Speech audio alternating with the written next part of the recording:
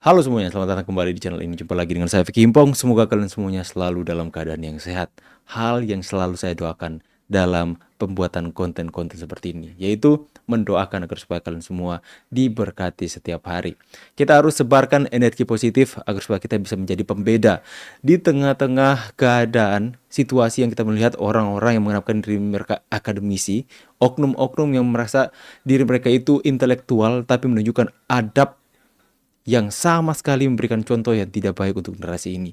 Caci maki fitnah seperti sudah menjadi hal yang biasa kita lihat. Energi yang negatif begitu besar, ya gelombangnya begitu dahsyat yang kita rasakan.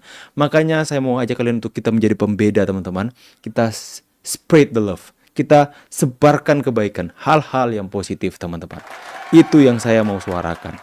Makanya dalam kesempatan kali ini teman-teman, ada seorang anak muda yang ini banyak sekali dikirimkan oleh subscriber di WA saya. Mereka mengatakan, coba lihat ini bang. Seorang anak muda yang termakan dengan narasi dan opini dari Rismon soal membangun fitnahan kepada Pak Jokowi soal skripsi. Dan sekalian juga saya mau bantah, sebenarnya bukan saya akan bantah, tapi saya akan putarkan Pak Joshua M. Sinambela menjelaskan soal skripsi dan membantah semua persepsi, opini yang digiring oleh Rismon. Sehingga anak muda seperti ini teman-teman tergiring opininya. Coba kita lihat dulu. Jokowi ketahuan nggak lulus UGM karena skripsinya tidak sah. Bahkan skripsinya baru dibuat tahun 2018. Kok bisa ya Pak Kasmujo yang dikenalkan sebagai pembimbing skripsi Jokowi namanya tidak ada di dalam skripsi? Bahkan lembar pengesahan skripsi Pak Jokowi tidak ada tanda tangan pengujinya. Artinya skripsi itu tidak sah karena tidak pernah diuji. Lembar pengesahannya juga menggunakan font Times New Roman dan baru ada di komputer Windows tahun 1992 dan belum ada di tahun 1985. Tapi setelah diselidiki, informasi yang rancu tambah banyak. Di bagian atas memalsui ijazah salah ketik, yang seharusnya skripsi ditulis tesis padahal itu bukan untuk S2. Tanggal pengujian skripsi 16 Oktober juga terlalu mepet, dengan tanggal lulusnya 5 November 1985, padahal seharusnya ada yudisium sekitar 4 bulan. Anehnya waktu itu hanya skripsi Jokowi yang terindeks di Sistem Informasi UGM, Electronic Thesis and Dissertation atau ETD, dan UGM tidak bisa menjawab hal ini. Setelah di-download dari ETD UGM dan dibuka metadatanya, ternyata skripsi itu dibuat tahun 2018 menggunakan software Foxit PDF yang belum ada di tahun 1985. Bahkan UGM tidak bisa menunjukkan kartu hasil studi dan transkrip Pak Jokowi. Anehnya jurusan Pak Jokowi Teknologi Kayu sampai saat ini tidak pernah ada di UGM. Akhirnya untuk menghilangkan informasi itu, daftar riwayat hidup atau CV Pak Jokowi tiba-tiba hilang dari website KPU. Aku suka membongkar kasus Jokowi. Follow untuk cerita selanjutnya. Pak Jokowi. Teman-teman ya. Ini yang lagi viral di TikTok teman-teman. Termakan yang mereka sendiri tidak tahu menau ya, hanya mendengar dari seorang kemudian melakukan riset dan membangun opini mereka sendiri, melakukan cocokologi dan sebagainya soal bahas metadata. File-file dari mana yang mereka temukan ya. Ya, terus terang saya nggak mau percaya dengan apa yang dibangun hari ini. Saya akan lebih percaya kepada Pak Joshua M. Sinambela. Kenapa? Karena beliau datang ke UGM sendiri mengambil file. Itu kok bisa terbaca metadata ya soal skripsi Pak Jokowi. Padahal itu adalah sebuah analog. Itu adalah sebuah skripsi yang berbentuk fisik yang dibuat. Kemudian kalau misalnya file skripsi itu di-upload ya, di-upload di foto kemudian di-upload di itu dan kemudian mau dilakukan digital forensik. Itu sama sekali tidak akan compare teman-teman. Tidak akan masuk, tidak akan bisa dijelaskan secara digital karena dibuat menggunakan sudah ada analognya, fisiknya, ya. Kalau berbicara soal metadata, metadata itu misalnya kalian foto, potret, ya, atau kalian mengetik sesuatu dari digital, dari komputer, itu pasti akan ada metadatanya, ada apa ini misalnya JPEG, ukuran size-nya berapa, itu di jepret tanggal berapa, itu ada semuanya. Karena itu bersifat digital kalau kita foto pakai kamera digital agar supaya teman-teman bisa lebih dijelaskan. Kita coba akan melihat penjelasan dari Pak Joshua M. Sinambela agar supaya jangan masyarakat disesatkan ya. Inilah yang menjadi kita harus apa? Karena orang-orang seperti ini teman-teman ya menyebarkan ikut mengambil bagian seperti respon, ikut-ikut seperti penyidik padahal itu sudah ada pasalnya teman-teman. Ini ya. Apalagi yang dianalisis dia ya kembali ke skripsi gitu ya, skripsi. Nah ini yang menarik ya, jadi Saya disclaimer dulu, kenapa saya mengajak kalian untuk lebih percaya Pak Joshua M. Sinambela?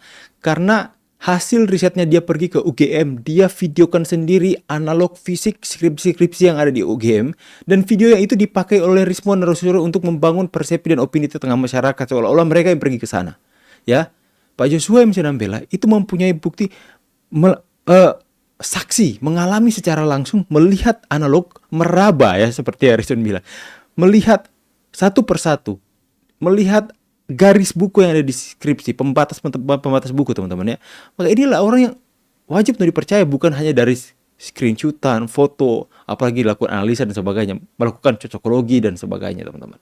Kita dengar dulu. Ketika dia menyatakan skripsinya kok hebat sekali fontnya gitu ya, fontnya kok udah Times New Roman gitu ya.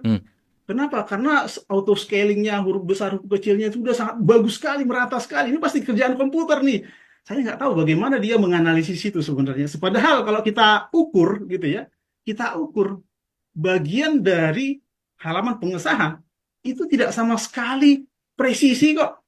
Ke kiri dan ke kanan itu berbeda kok. Jadi dari sini sebenarnya sudah ketahuan kalau itu bukan dari Microsoft Word atau Times New Roman yang ada di komputer gitu ya, berbasis komputer menggunakan printing. Tetapi dia menggunakan cetakan.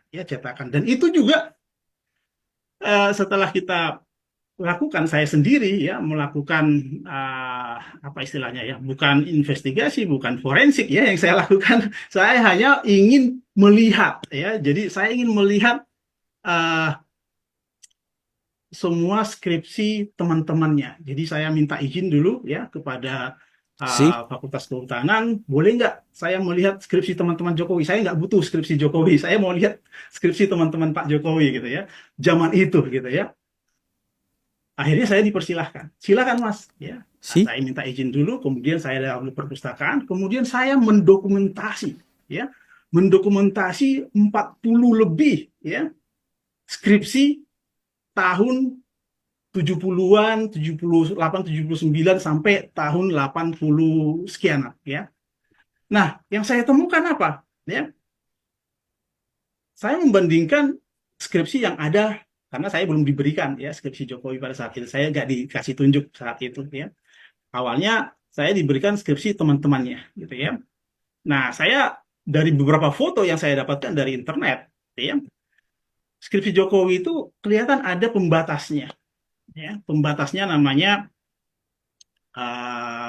pembatas buku yang ada tulisannya namanya perdana. Ya, saya menarik ya, menarik itu kenapa? Karena dari situ kita bisa tahu bahwa ini dicetak atau dijilidkan di percetakan atau apa istilahnya jasa percetakan yang bernama perdana. Kemudian saya minta ya kepada teman-teman yang ada di perpustakaan itu, coba dicari lagi skripsi-skripsi yang ada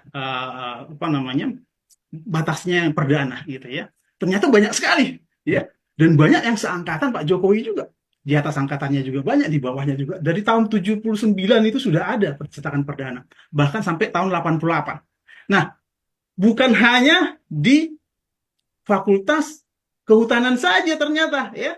Setelah saya telusuri, bahkan ada kolega saya yang namanya Pak Heru Marwata, nanti Anda bisa cari di Facebook ya, ada dipublis juga itu ya, itu dari Fakultas Sastra. Jadi ada banyak dosen-dosen yang lain atau bahkan ada banyak mahasiswa alumni-alumni lain yang juga mencetakkan ya skripsinya di perdana, dan itu sama semua fontnya ya, sama semua cetakannya. Jadi dari situ sebenarnya saya sudah punya feeling ini sama semua. Jadi asumsi yang disebut oleh Rismon ya, bahwa ini hanya bisa diproduksi dengan teknologi digital zamannya 90-an, harus menggunakan Microsoft Word, itu sudah terbantahkan di situ ya. Nah, apa yang saya lakukan? Yang saya lakukan, saya menghubungi dia pertama kali.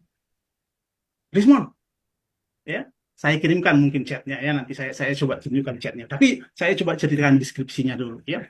Saya hubungin dia untuk menyadarkan dia sebenarnya bahwa asumsi dia itu tidak benar, bahwa teman-teman yang lain juga menggunakan teknologi yang sama, menggunakan font yang sama, nggak ada bedanya.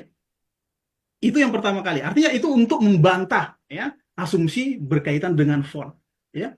Kenapa? Karena nggak mungkin juga itu dipalsukan semua, karena saya lihat sendiri, saya rasakan sendiri Dan dokumentasi inilah sebenarnya yang saya kirimkan ke dia. Tujuan saya untuk menyadarkan dia bahwa asumsi itu tidak benar. Ya. Tetapi apa yang dilakukan dia? Saya diblokir. Ya. Awalnya kita berdebat melalui komunikasi. Saya ajak dia datang. Datanglah ke sini, berdua kita. Saya Jadi seperti itu teman-teman ya. Kalian mau percaya yang mana?